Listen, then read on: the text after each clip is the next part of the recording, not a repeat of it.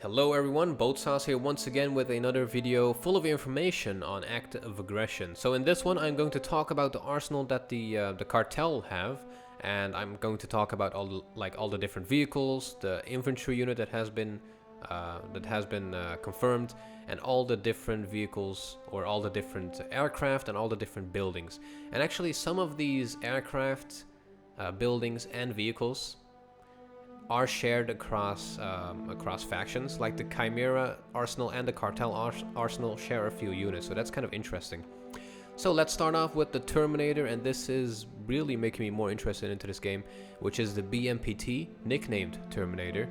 This is also in the Chimera arsenal, so the Cartel basically infiltrated this organization and stole information on this vehicle and basically built it up themselves, or they basically simply stole those vehicles. So this thing has twin 30mm cannons, two A42 autocannons to be exact, and it's definitely gonna do a lot of damage to helicopters, I think, and also just a heckload of damage on infantry. Next to that, it also has some anti-tank capabilities with those 4 Attack-AT ATGM missiles, and to really buff up their strength against infantry, it also has 2 30mm grenade launchers, the AG-17D to be exact. So as I said, the BMPT, nicknamed Terminator, is also shared with the Chimera arsenal, so you will have 2 factions with the BMPT, so you don't have to fight about who plays who. Then we have the STRV-2000, which is a rapid firing tank with an autoloader, so that makes the rapid firing possible.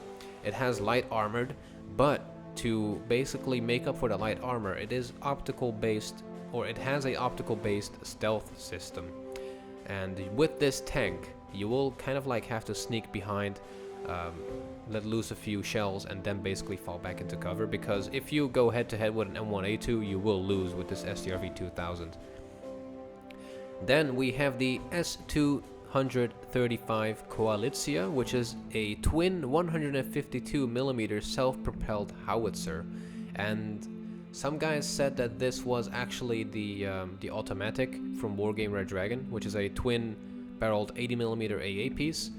But I've read some forums, and they really think that this is the twin 152mm self-propelled howitzer, so this will be an artillery piece. And at last we have a infantry unit, which is this one here, which looks kind of badass. And I think this will be like one of the super soldiers that you get per nation, and he's carrying the MX or the XM25, which is like a 25mm. I think it's not a grenade. I think it's a grenade launcher. Yeah, high explosive launcher or something like that.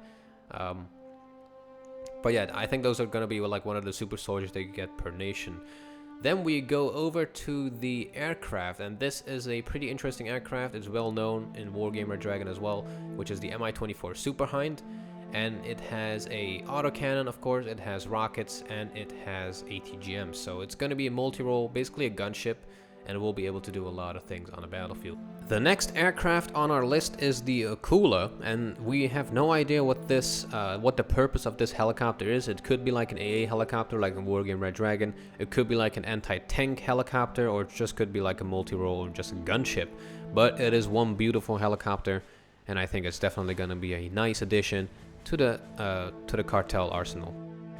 And then we have this beauty, which is the Su-47, and oh my god, does this look cool. And I have no idea what the role is of this plane, but it's probably going to be like a air superiority fighter. Maybe it also carries bombs. Maybe you can actually adjust, or adjust the loadout of your planes, so you can buy like 2 planes per aircraft or per airfield. These are just like numbers that I'm pulling out of my butt. But let's say you can have an airfield with like 4 planes, and you can manually customize all of those planes, like put heavy bombs in one, more AA missiles on the other, for example, like guided bombs, cluster bombs, whatever. I don't think that will happen, but maybe you will be able to also customize planes. So that's basically it for all the different vehicles, infantry, and aircraft that we know of at this point. So all the confirmed infantry, vehicles, and aircraft. Now we're going to go over to the buildings, and the most interesting building that really caught my attention is this liaison satellite. There are 2 things that people think this thing will do. One of them is being a communication array, so kind of like a super weapon basically. In active war you had something that targeted satellites in space and made them fall exactly where you pinpointed on the map, so it could be like a makeshift nuker kind of, or it is simply the same as an air control tower because it's also labeled as air control tower on the active aggression wiki. So we don't know exactly what it is, but I think 80 out of 100 people think it's a super weapon that the cartel get. Then we basically have a lot of buildings that are shared across factions at this point. There's like there's not a different picture for the air control or the refinery that the cartel have, or the refinery that the Chimera have. We only have one picture for a refinery, and I think that's the American one, the US Army one. And the same goes for the headquarters. So we did not get any different types of headquarters or refineries just of yet, but I do think that they will have like a different model or different color per faction. Then we have the second most interesting building that we have, which is a railgun turret. And this is a fixed base defense building that you can put down somewhere. And I bet this thing will do a heckload of damage. But I think that was basically it for all the units that we know of. Like as I said, there are some interesting units coming up per faction. There is the liaison satellite. There's the B-2 Spirit, which is the American bomber. There is the Apache. There is the Coalitia, which is the twin 152mm howitzer. I think so. The BMPT, the Terminator, the SCRV 2000. So a lot of cool vehicles and buildings.